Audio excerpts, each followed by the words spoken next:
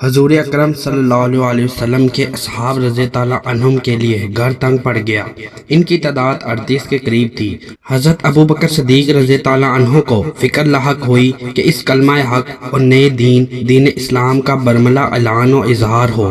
چنانچہ آپ رضی اللہ عنہ آپ صلی اللہ علیہ وسلم کے قریب ہوئے اور آپ صلی اللہ علیہ وسلم سے اعلان حق اور بیت اللہ جانے کا اصرار کرنے لگے، تو آپ صلی اللہ علیہ وسلم نے فرمایا: اے ابو بکر رضی اللہ عنہ، ہماری تعداد کم ہے۔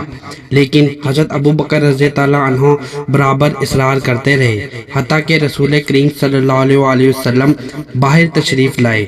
تمام مسلمان بھی مسجد کے اطراف میں چلنے لگے اور ہر آدمی اپنے قبیلہ و خاندان کے ساتھ مسجد میں داخل ہو گیا۔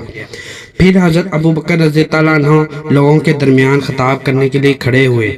رسول اللہ صلی اللہ علیہ وسلم تشریف فرما تھے۔ دوسری طرف مشرکین غصے